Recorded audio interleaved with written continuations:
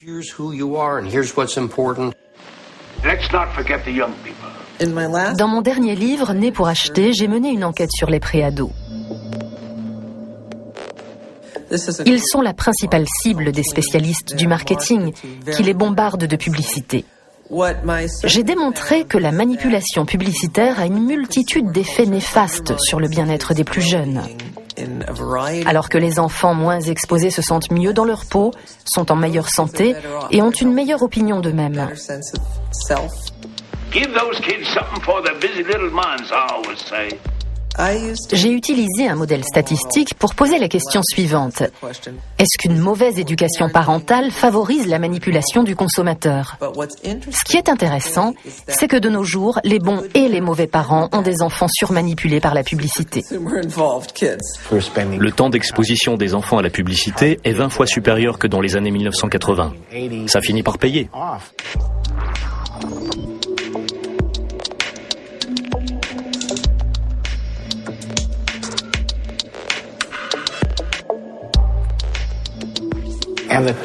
Les publicitaires n'hésitent pas à faire passer les parents pour des idiots ou des rigolos, ou à inciter au comportement agressif et grossier. Tout ça parce que c'est cool, et surtout vendeur.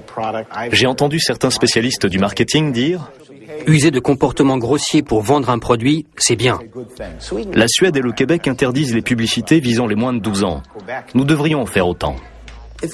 Si vos enfants grandissent dans un environnement où tout le monde participe à la culture de consommation, c'est très difficile de les préserver.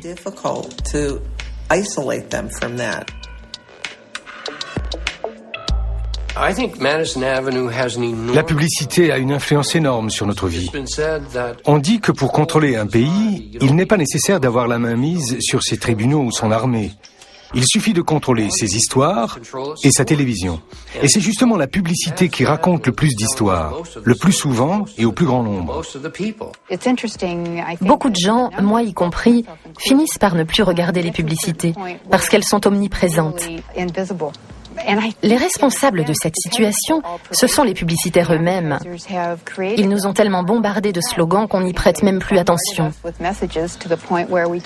Personnellement, ça ne me touche pas tellement, mais je sais que ça met certaines personnes hors d'elles. Ça relève du subliminal. Il y a tellement d'affiches et de panneaux dans la rue qu'on ne les regarde même plus.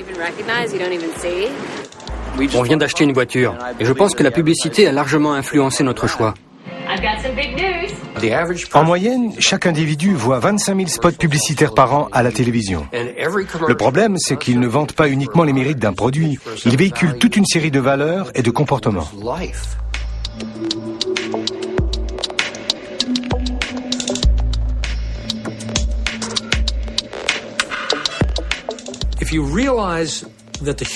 Quand on sait que l'être humain est conçu pour réagir avec ses émotions aux histoires, on comprend pourquoi il est si important d'inventer une histoire à chaque produit. Admettons que 2 babioles soient produites par 2 machines à babioles différentes.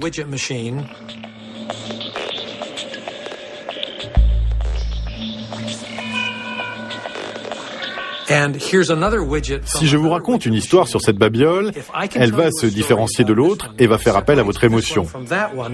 C'est justement sur l'émotion que jouent les publicitaires. Très souvent, les objets de luxe ne se différencient des autres que parce qu'ils suscitent une certaine émotion en nous. On peut enfin dire « je l'ai ». Mais de quoi parle-t-on ? D'une eau minérale hors de prix ? D'une voiture qui coûte les yeux de la tête ? Si on réfléchit logiquement, ça n'a aucun sens. Mais si on fait appel à son émotion, ça marche.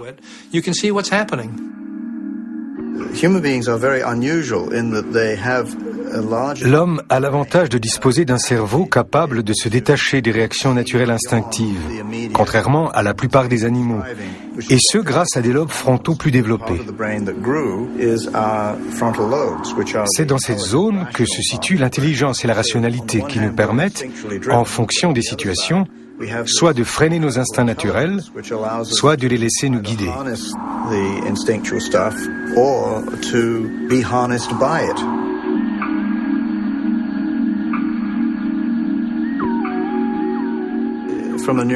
Du point de vue neuroscientifique, il est prouvé et reconnu que le cerveau réagit en fonction de son environnement et qu'il utilise ce qu'on appelle un système de récompense. Si l'individu est satisfait de sa récompense, la libération de dopamine dans le sang va lui faire éprouver du plaisir.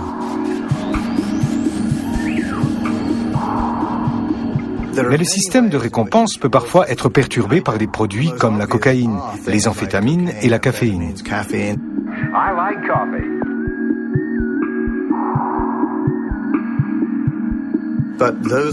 Si notre système est troublé, il peut effacer toute rationalité dans notre façon de penser.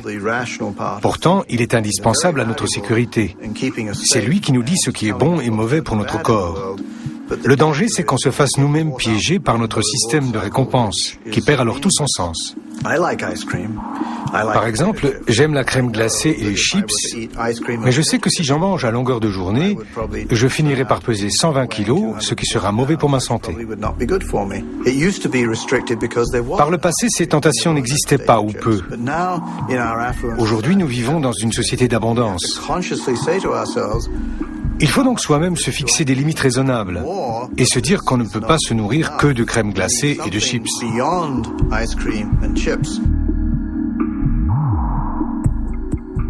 C'est compliqué, mais c'est assez facile à comprendre en fait.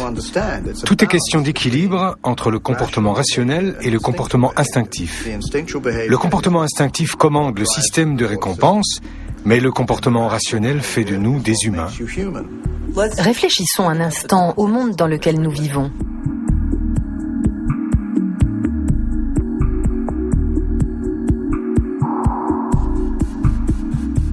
On veut toujours des nouvelles choses.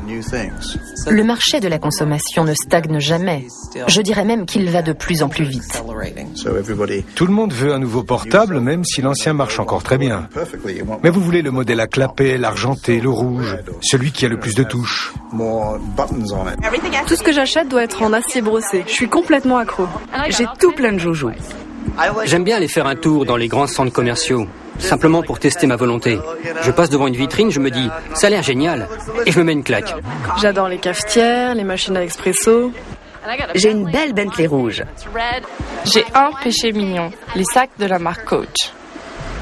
J'adore le parfum. On peut pas mettre de fringues sexy sans parfum. Et les bijoux. Ça ne poserait pas de problème si c'était viable financièrement et écologiquement. Le système est en évolution constante. On s'identifie sans cesse à de nouveaux produits.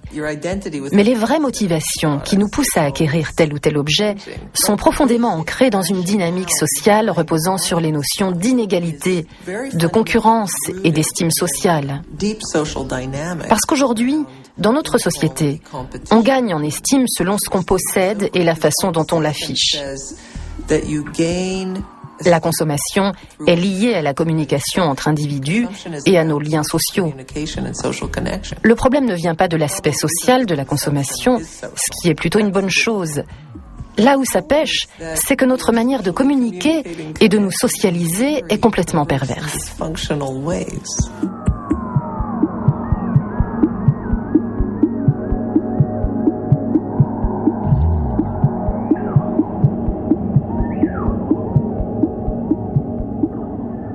L'essor de la société de consommation a depuis toujours généré des inquiétudes concernant la baisse de la participation démocratique des citoyens. Quels que soient ses avantages, la consommation n'a pas toujours fait bon ménage avec les exigences des sociétés démocratiques, particulièrement aux yeux de ceux qui suivent l'actualité mondiale et n'ont pas peur d'y prendre part. John Dewey a déclaré le jour de son 90e anniversaire « La démocratie est née grâce au dialogue ». C'est en effet en se parlant qu'on est arrivé à faire avancer la réflexion. Si on vit constamment dans l'urgence, entouré de publicité, si on travaille tout le temps ou qu'on passe sa vie en voiture, comment peut-on faire avancer les choses ? On ne prend même plus le temps de marcher ou de rouler à vélo.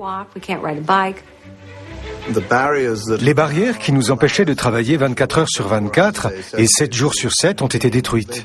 Aujourd'hui, le temps n'est plus un problème, l'espace et la distance non plus. Alors pourquoi ne pas travailler tout le temps ? On a constaté que les Américains étaient de plus en plus angoissés. Les gens sont constamment dans un esprit de compétition parce qu'ils ont peur que les autres aillent plus vite qu'eux. Les gens vivent aujourd'hui selon le principe d'imitation verticale. Ils veulent vivre comme les classes moyennes supérieures ou comme les riches. Mais financièrement, c'est devenu très difficile de nos jours. Les revenus stagnent, les deux parents travaillent déjà pour faire face aux dépenses de la famille. Alors que font-ils ? Ils empruntent toujours plus, ils travaillent davantage et ils puisent dans leurs économies. Si aujourd'hui les gens sont anxieux, c'est parce qu'ils sont constamment en état d'alerte. Le corps humain n'est pas fait pour ça, il est conçu pour gérer des urgences de manière ponctuelle. Mais quand l'état d'urgence devient permanent, quand les lumières sont tout le temps au rouge, le corps ne peut plus se détendre et finit par développer toutes sortes de maladies liées au stress. L'anxiété n'est que la première sur la liste.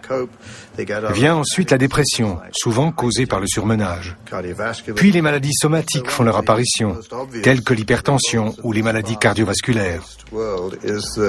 Le pire, c'est que ce monde qui va à 100 à l'heure ne consacre plus de temps à l'échange, ne serait-ce que pendant les repas. On passe aujourd'hui moins de temps ensemble à table qu'en voiture. Look, I don't want to hear another word out of you. Bobby, Billy, Betty, what the hell's the kid's name?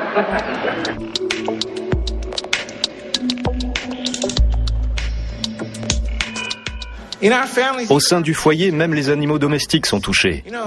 Récemment, on a pu lire dans un journal local que l'activité de la région qui connaissait les meilleurs taux de croissance était promeneur de chiens professionnels. La vie de chien n'est plus ce qu'elle était. Lily Tomlin a déclaré très justement, dans une course de rats, même si vous gagnez, vous n'en restez pas moins un rat. Les gens ont l'impression d'être constamment sous pression. Ils en ont marre. Ils aspirent à une vie plus simple, où ils prendraient le temps de revenir aux fondamentaux.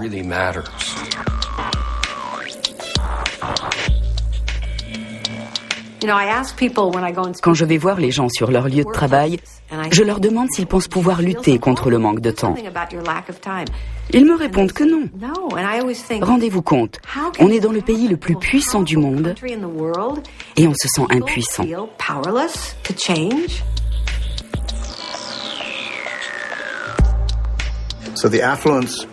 La société d'abondance finit par nous rendre malades parce qu'on ne sait pas quoi en faire.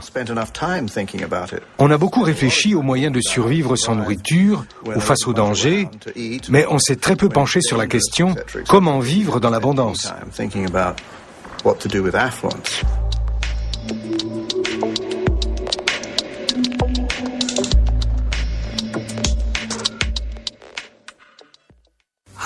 Comment en est-on arrivé là ? Aujourd'hui, la vie est devenue tellement compliquée qu'on ressent un besoin urgent de revenir à des choses simples.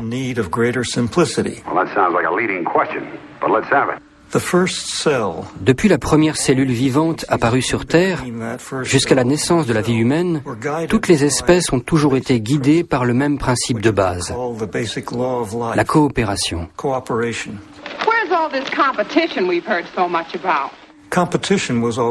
L'esprit de compétition a toujours été lié à l'évolution des espèces.